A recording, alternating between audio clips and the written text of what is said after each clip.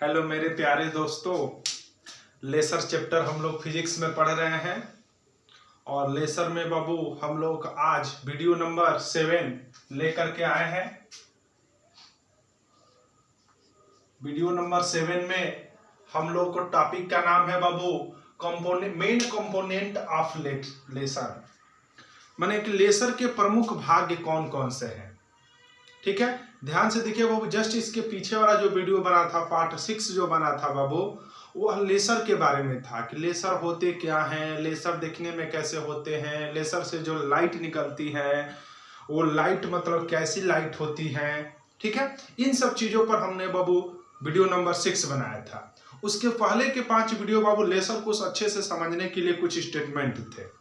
ठीक है, तो चलिए वीडियो नंबर 7 में बाबू हम लोग को टॉपिक का नाम है बाबू मेन कंपोनेंट्स ऑफ लेसर, माने लेसर के प्रमुख भाग कौन कौन से हैं, माने कौन कौन से पदार्थ से मिलकर हमारा लेसर बना होता है।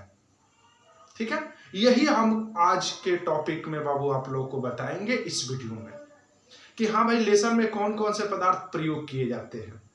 ठीक है, तो चूंकि एक बार और टॉपिक का नाम सुन लीजिए बाबू, इसका नाम है main component of laser, laser के प्रमुख भाग, माने लेसर कितने भागों से मिलकर बना होता है, कौन कौन से पदार्थ से मिलकर बना होता है तुम्हारा क्या बाबू, लेसर। ठीक है, तो देखिए बाबू लेसर को मुख्य रूप से बनाने में 3 पदार्थों की आवश्यकता पड़ती है। मैंने बोले गए हैं कि इसके 3 प्रमुख भाग होते हैं, there are 3 components of laser. कि लेसर के कितने भाग होते हैं, 3, माने 3 भाग से मिलकर के 3 प्रकार के पदार्थों से मिलकर के हमारा लेसर बना होता है। वो कौन कौन से 3 प्रकार के पदार्थ है बाबू, तो पहला है तुम्हारा बाबू एक्टिव मीडियम, सक्रिय माध्यम, पहला बाबू सक्रिय माध्यम, दूसरा पंपिंग सोर्स और तीसरा रेसोनेटर कैविटी, अनुनादक भाग। यही 3 पदार्थ है बाबू, एक्टिव मीडियम, पंपिंग सोर्स और रेसोनेटर कैविटी, अनुनादक भाग। यही 3 पदार्थ हैं जिनसे मिलकर हमारा लेसर बनता है। ठीक है, आपसे कोई पूछ देगा कि लेसर के कंपोनेंट का नाम बताइए, तो बोलिएगा कि 3 ही कंपोनेंट होते हैं। कौन कौन से कंपोनेंट होते हैं बाबू तुम्हारा, एक्टिव मीडियम, पंपिंग सोर्स और रेसोनेटर कैविटी। ये 3 प्रकार के पदार्थ होते हैं बाबू, लेसर को बनाने में लगते हैं। ठीक है, अब पूछोगे कि सर जी एक्टिव मीडियम क्या होता है, तो देखिए यह लेसर का प्रमुख भाग होता है जिससे हमारी लेजर लाइटें उत्पन्न होती हैं। मैंने मेन यही कंपोनेंट है तुम्हारा जिससे तुम्हारी लेजर लाइटें, प्रकाश किरणें क्या होंगी, उत्पन्न होगी। ठीक है, 3 ही प्रकार के पदार्थों से मिलकर के, 3 चीजों से मिलकर के हमारा लेसर बना होता है, जानते हो। तो पहला जो है एक्टिव मीडियम बाबू, ये जो पदार्थ है सबसे मुख्य पदार्थ होते हैं, इसको आप लोग लिखते भी चलिएगा, सबसे मेन कंपोनेंट यही होते हैं बाबू, और इसी से हमारा लेजर लाइटें क्या होती है, उत्पन्न होती है।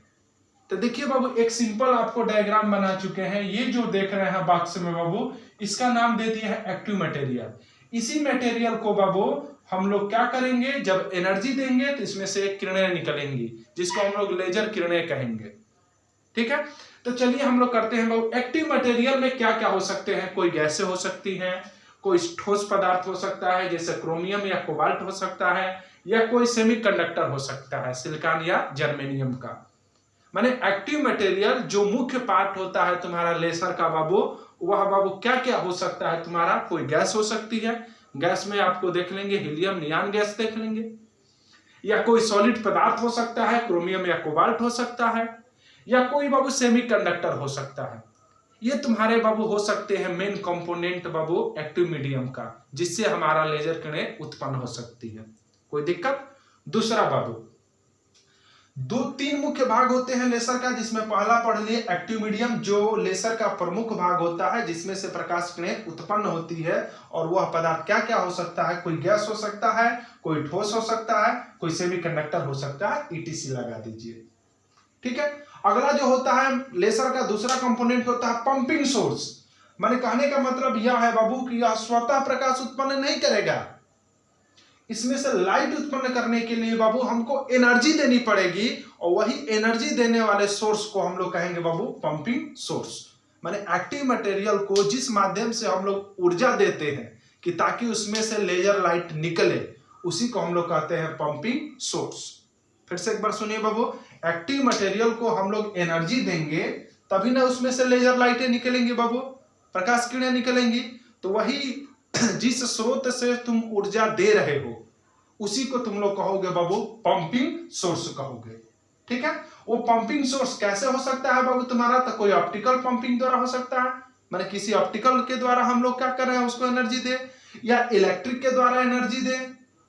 हो सकता है कि इसको हम लोग इलेक्ट्रिक दे दें तब ये प्रकाश किरण उत्पन्न करे, या हो सकता है कि इस पर कोई रेडिएशन हम लोग डालें तब प्रकाश का फ्लो करे। ठीक है, या हो सकता है कि इसमें हम किसी प्रकार का कोई केमिकल रिएक्शन करा करके ऊर्जा दे। भाई 3 प्रकार का होता है जिसमें एक्टिव मटेरियल में मेन पदार्थ होता है। अब मेन पदार्थ को एनर्जी देना ही क्या कहलाता है? पंपिंग सोर्स कहलाता है। वो एनर्जी तुम ऑप्टिकल के द्वारा दे रहे हो कि इलेक्ट्रिकल के द्वारा दे रहे हो कि केमिकल रिएक्शन करा करके दे रहे हो, वही तुम्हारा कहा जाएगा पंपिंग सोर्स। ठीक है, ये 2 पार्ट हम लोग पढ़ लिए। तीसरा इसका पार्ट होता है बाबू रेजोनेटर ग्रेविटी क्या होता है। देखिए रेजोनेटर ग्रेविटी ये भी एक प्रकार का इंपॉर्टेंट भाग ही होता है। होता यह है कि जब इससे लेजर लाइटें निकलती हैं, एक्टिव मटेरियल था, इसको हमने एनर्जी दे दिया, पंपिंग किया बाबू, तो इसमें से लेजर किरणें निकलेंगी। क्या निकलेंगी? किरणें निकलेंगी। ठीक है, तो इन किरणों में होता क्या है बाबू तुम्हारा? ये जो रेजोनेटर होता है 98% रेडिएशन को इधर भेज देता है। ठीक है, मात्र 2% लेजर लाइट को क्या करता है? बाहर भेजता है। यही तुम्हारा काम होता है, रेजोनेटर ग्रेविटी होता है बाबू। अनुनादक भार माने कि जो एक्टिव मटेरियल था इसको हमने पंपिंग किया, माने एनर्जी दिया, तो लेजर लाइट निकली, प्रकाश किरणें निकली।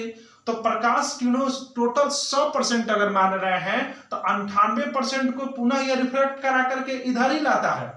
ठीक है, मात्र 2% को ही बाहर भेजता है। इससे होता क्या है? इससे ये होता है बाबू कि ये जो पंपिंग जो कर रहे हो ये और पंपिंग करने में सहायता इसको करेगा। माने कि शुरू में हमको कम एनर्जी नहीं, शुरू में हमको ज्यादा एनर्जी था, तब ये प्रकाश किरण उत्पन्न किया, और जब ये प्रकाश किरण उत्पन्न होने लगा बाबू तो कुछ रेडिएशन पुनः टकरा करके 98% रेडिएशन पुनः टकरा करके और इसको एनर्जी देना शुरू करेगा। पंपिंग के द्वारा भी ऊर्जा दी जा रही है, जो रेडिएशन निकला है, जो लाइट निकली है वो 2% ही बाहर जा रही है, बाकी 98% लाइट इसी को और टकराएगी और इसको एनर्जी लेवल क्या करेगी? बढ़ाएगी, तो अत्यधिक मात्रा में और यहां से रेडिएशन क्या होंगे? निकलेंगे बाबू। तो इस तरह से बाबू हम लोग 3 कंपोनेंटों के बारे में पढ़ लिए। लेजर के 3 कंपोनेंट होते हैं, कौन कौन सा? एक्टिव मीडियम, पंपिंग सोर्स और रेजोनेटर ग्रेविटी बाबू। ठीक है बाबू, तो चलिए बाबू आगे आने वाले वीडियो में हम लोग लेजर के प्रकार पढ़ेंगे कि लेजर कितने प्रकार के होते हैं, कौन कौन सा पदार्थ होता है बाबू। तब तक के लिए बाबू धन्यवाद।